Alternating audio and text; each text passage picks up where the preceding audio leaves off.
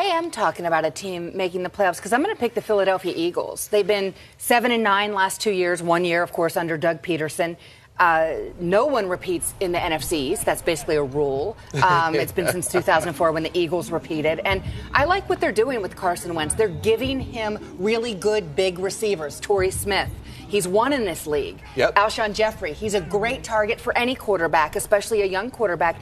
And then you have Derek Barnett, who I absolutely loved at the Combine, Yep. a guy who completed his workout even though he was sick as a dog. When I saw him in Philly last week, first thing he said to me was, "I'm not sick anymore." Yeah. And he's a guy Jim Schwartz is going to find a way to get him to the passer because he broke Reggie White's sack record at Tennessee. Right. So he knows how to get to the passer. So I like the Eagles to make a significant jump in that division. And there's no reason why. I mean, the pieces are really being established right there. And I think as you see Carson Wentz develop, too, with the head coach that he has, that has that quarterback experience and really knows how to work and bring the best out of him, it'll be interesting. I'm going to stay local with my team, the now Los Angeles Chargers, 5-11 last year. I like it. I think the rails kind of came off for them in a lot of games where they were competitive and right there until the end of the game. The fourth quarter. Oh, the fourth quarter. I mean, Phillip Rivers, you were at those games. But I think Phillip Rivers was really trying to do too much. And I think where that team really broke down was in the interior of the offensive line there. I think it was just collapsing onto Phillip Rivers so many times. And I think the San Diego Chargers made a statement, I think for the first time in a long time, to Phillip Rivers by saying, we're going to take care of you this year. They brought in a wide receiver. They brought in 2 offensive linemen in the second and third round. And I think Mike Williams is going to be an interesting, dynamic receiver for Phillip Rivers. Remember, they have Keenan Allen coming off of his injury, and he's a great player. And then Anthony Lynn, the head coach there, who comes from Buffalo, who really knows how to implement a running game, being a former running back himself, is working with Melvin Gordon. I think we're going to see him utilize the running back a little bit different. So they have some great stars in the making there. I think one thing that I'm really interested to see, though, is what is going to happen with Mike Williams, because we have a little bit of news unfolding on him.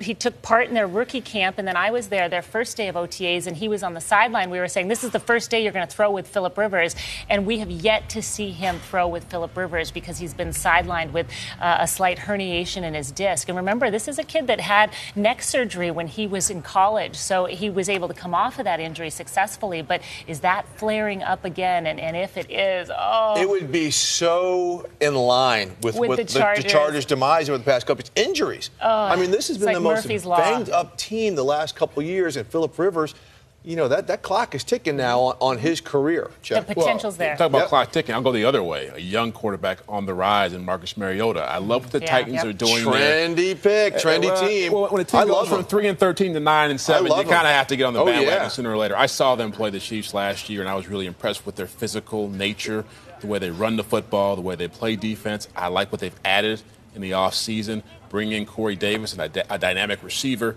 Already had Delaney Walker there, so you've got a big tight end. And, you know, when Mike Mularkey got that job, it took a lot of criticism. A lot of people wondered about his relationship with management there. They wondered about how he used Marcus Mariota to get that job. And a lot of people thought it wasn't going to work out for him. I have to say I was one of those people, and I've been really impressed with what they've done so far. And I think going forward, maybe the playoffs this year. The physicality that they've built, that's a very winnable division. And I think all of us are in unison saying Marcus Mariota is a guy who's clearly an essential player. Doesn't it help when you keep some consistency for a young quarterback in a coaching staff? Absolutely. Look, a team, I'm going right here to make the leap, is the Arizona Cardinals. And I'm basing this off the fact that they significantly underperformed last year. They've got some talent there now. They've lost a couple guys. Calais Campbell, they are going to miss him. Tony Jefferson on the back end was a good player. But they've added some veterans that they need in that locker room. Antoine Bethea, a savvy veteran coming over from San Francisco, a lot of great years in Indianapolis. He could help on the back end. I've talked to some folks there, the way he can set his defense, the intelligence that secondary just kind of needs to bind all that talent together. That's what they're hoping he can bring. You know, Robert Nkemdiche, if he ever steps up to play to his talent, can really help that defensive interior. But, of course, it all hinges on Carson Palmer. If Carson Palmer can give them anything like he did a couple years ago, this team could be dangerous, maybe push Seattle for the NFC West. I like the Arizona Cardinals.